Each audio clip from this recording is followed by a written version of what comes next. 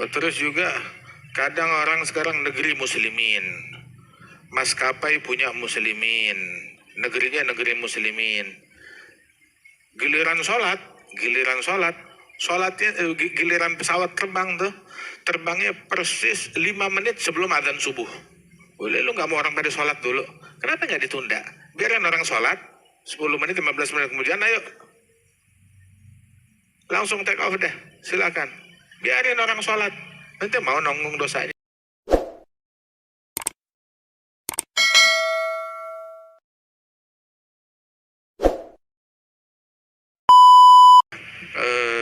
Rasul Sallallahu Alaihi Wasallam waktu ambil wudhu, Bilal yang bawain air wudhunya. Itu orang-orang ngambil sisa bekas wudhunya Rasulullah, ngambil berkah dari sisa bekas wudhunya Nabi Muhammad Sallallahu Alaihi Wasallam. Ada yang kena daripada bekas sisa wudhunya, yang nggak kebagian ngambil dari basahan temannya, dari basahan yang nempel di tangan temannya. Allahumma sholli alaihi wa ala alihi. Terus Bilal menancapkan tombak atau anak panah gitu atau tongkat. Terus Rasulullah sholat di belakangnya. Ya. Allahumma sholli alaihi wa ala alihi. Jadi pakai sutra itu sholat. Ada sunnah. Saat Nabi sholat itu ada sebagian orang-orang ataupun juga hewan, kendaraan, ada yang berlalu lalang di hadapan, dibalik daripada tongkat atau apa yang ditancapkan itu. Allahumma sholli ala hadza al-hadits hadza al-mimbar Masya Allah, yang dilakukan oleh seseorang untuk Rasul Sallallahu Alaihi Wasallam. Itu ketika diletakkan itu mimbar atau kayak balai kali ya. Itu Rasul Sallallahu Alaihi Wasallam sholat. Orang-orang itu di belakangnya Nabi Muhammad Sallallahu Alaihi Wasallam. Nabi itu sholat di atas kayak panggung itu di mimbar itu hingga kelihatan orang-orang di awal-awal sholat. Waktunya ruku, giliran pas begitu i'tidal, Nabi Muhammad mundur, kemudian sujud di tanah. Kemudian balik lagi ke mimbar, selesai sujud, berdiri lagi. Baca, kedengaran sama orang-orang, ruku. Kemudian angkat kepalanya pas i'tidal. Kemudian mundur ke belakang, turun dari mimbar itu, sujud di tanah. Wah, kata. Jadi kelihatan oleh orang-orang mengajarkan sholat kepada umat beliau. Wah, kata. Wah, saking sempitnya rumah Rasul Sallallahu Alaihi Wasallam, saking sempitnya. Waktu Rasulullah tahajud itu, Siti Aisyah masih tidur. Nabi tahajudnya panjang. Saking sempitnya Siti Aisyah tidur di hadapan Rasul yang lagi tahajud. Oh, kakinya melonjor. Saat Nabi Muhammad mau sujud, itu dicolek Siti Aisyah, maka ditarik kakinya sehingga Nabi Muhammad bisa sujud. Ketika berdiri, baru saya julurkan lagi kaki saya. Wah, kenapa dicolek? Sebab saat itu tuh rumah tuh gelap, jadi nggak kelihatan kapan Rasulullah mau sujud. Rumah itu gelap, nggak ada lampu. Mau nyalain lampu tuh repot. Nggak ada lampu, nggak ada penerangan, nggak ada listrik. Lampu ya mesti ngambil apa, lilin atau kayu bakar dulu atau lampu minyak dulu menyalakannya. Alhamdulillahilladzi asara al-asbab. Itu Rasulullah sholat, Siti Aisyah berada di antara Nabi dan kiblat, kayak jenazah, yang disolatin. Giliran Nabi mau sujud, Siti Aisyah narik kakinya. Ya memang saking terbatasnya itu tempat rumah, sempit, kecil, tapi bahagia aja, girang aja semuanya. Orang nggak banyak tuntutan macem-macem. Orang sekarang bajunya selemari, itu lemari udah mau pecah, saking banyak bajunya dia. Tapi masih ngejerit kurang. Beras bisa masih ada 2 kilo, 3 kilo di rumah. Masih bilang kurang. Nabi di rumahnya itu kadang sampai 3 bulan nggak ada kompor yang menyala. Yang dimakan cuma korma sama air putih. Nggak ada yang teriak kurang. Syukur sama Allah Ta'ala. Masya kama syukur. Orang kalau syukur tuh maka hidupnya bahagia. Kalau ridha hidupnya bahagia. Kalau dia ridha dia akan hidup bahagia. Kalau dia qanaah dia adalah orang yang paling kaya di alam semesta.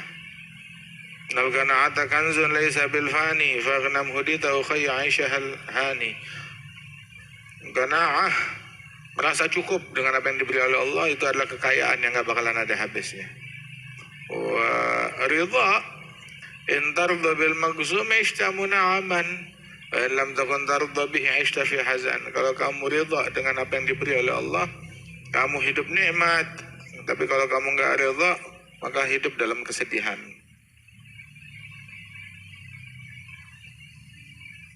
Mau bahagia, mau senang, ridha. Allah nguji hambanya. Saat hambanya ridha, falahu ridha, maka dia dapat ridhanya Allah. Aman sakhita fa'alaihi sakhat. Yang murka dia dapat murkanya Allah Ta'ala. Ente mau uring-uringan, qadha jalan terus. Ya, tetap aja musibahnya segitu-segitu aja, qadha jalan terus. Ente dapat dosa. Ente ridha, ya qadha jalan terus, takdir jalan terus. Ente dapat pahala karena ridha. Kita sholat sama Nabi, kita letakkan ujung baju itu atau ujung sorban di hadapan untuk sujud. Bilang kenapa? Panas itunya, pasirnya, saking panasnya melepuh jidat. Jadi ditaruh, diletakkan itu sesuatu untuk tempat sujudnya dia, saking nggak kuat. Kaki masih kuat, tangan dengkul masih kuat, jidat muka di situ nggak kuat. Salat begitu, dia letakkan sesuatu sejadah, makanya sujud. Orang sholatnya sama kayak sholatnya kita, ngadep kiblatnya sama. Yang dia makan juga dia pilih sembelihannya kita. Ada muslim. Itu dia berada di dalam perlindungannya Allah. Maka jangan disobek, jangan dicabik-cabik, jangan dinodai perlindungan dari Allah Ta'ala.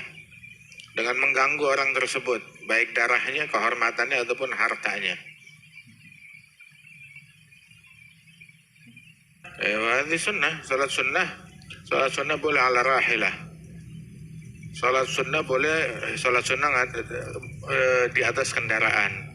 Lo kiblatnya bagaimana? Kiblatnya adalah arah daripada kendaraannya dia. Apabila saat takbirnya bisa mengarahkan kendaraan yang ada ke kiblat, begitu lanjut ke arah tujuan dia, silakan.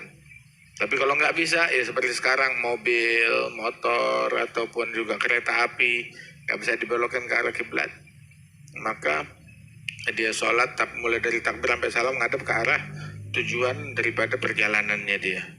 Walaupun nggak ngadep ke kiblat, walaupun tidak menghadap ke arah kiblat, dia boleh sholat duduk, sholat sunnah. Tapi kalau fardhah tetap harus berdiri dan harus menghadap kiblat. Harus berdiri, harus menghadap kiblat. Ada orang pergi umrah, ya tapi kok sholatnya duduk di pesawat, padahal bisa berdiri.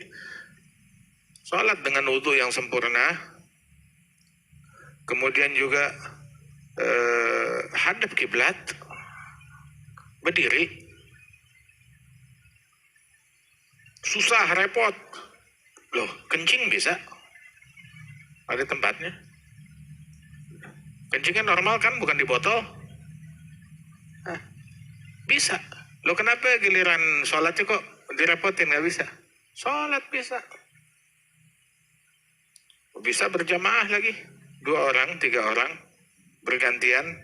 Wudunya repot, jaga wudu dari sebelumnya. Kalau nggak bisa jaga wudu, ya wudu di pesawat. Nggak bisa sama sekali wudu pesawat, nggak ada airnya, terbatas airnya. Tayamum, selesai. Hadap kiblat, berdiri. lagi goncangan, terombang-ambing, berbahaya kalau berdiri. Sholatnya duduk tapi ngadep kiblat. Kata. Banyak orang ngegampangin, hatta kadang gampangin ulama, kiai, ulama atau habaib atau kiai.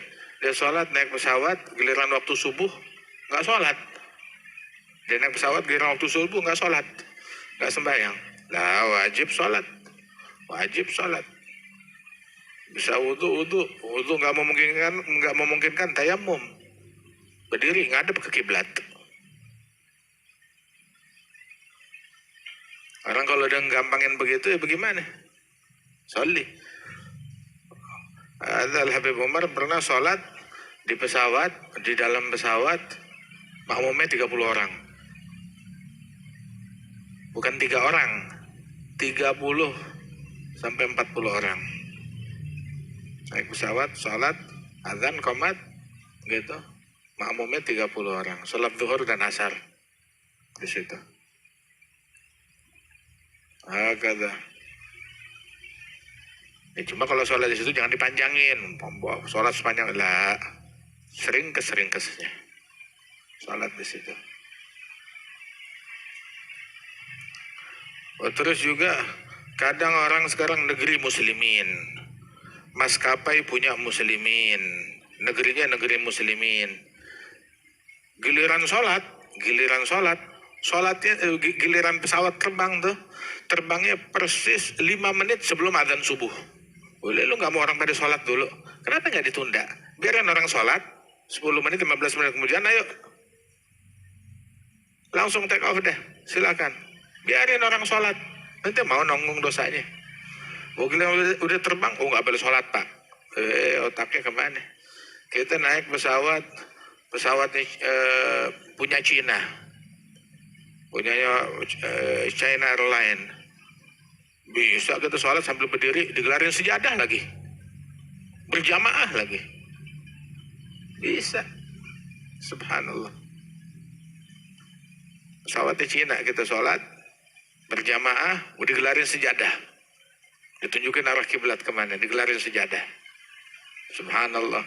Yang gelarin non muslim. Giliran naik pesawatnya maskapai muslimin, sholat dilarang, nggak boleh. Begitu sholatnya sambil duduk lah. Kan profesi ente bukan ulama, lu muftinya apa siapa muftinya? Profesinya dia kan pramugara atau pramugari. Kok jadi berfatwa pramugari? Pramugari silakan kerjain tugasnya, kita nggak ganggu. Kita mau bawa gelas, mau bawa piring, mau bawa sendok, mau bawa mangkok, begitu. Jangan nyerobot profesinya ulama, jadi berfatwa. Biarin orang sholat. Itu yang bikin selamat penerbangan. Itu yang bikin aman penerbangan. Orang tuh naik pesawat berjam-jam, kegantung antara langit dan bumi. Dari bumi nggak ditopang, dari atas nggak dipegang.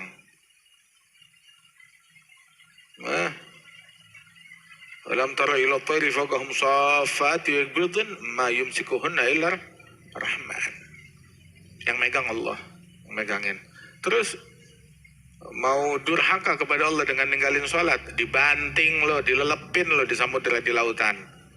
Dibejek tuh pesawat, meledak di udara akhirnya. Awas, hati-hati. Ma yumsikuhunna illa rahman. Jalla Rahman subhanahu wa ta'ala. Kalau lupa di dalam sholatnya, maka disempurnakan. Kemudian sujud sahwi sebagaimana hukumnya. Orang kalau lupa bilangan sholat, saya sholat 2 atau 3 rakaat nih ya, ini rakaat kedua atau rakaat ketiga, maka ambil yakinnya dia. Yakin adalah bilangan yang terkecil. 2 yakin, 3 ragu, ya ambil yang yakin. Yakinnya sih 2. Tapi udah 3 atau belum nih? Ambil yakinnya, bilangan yang terkecil. Udah 3 atau 4, ambil yang yakinnya.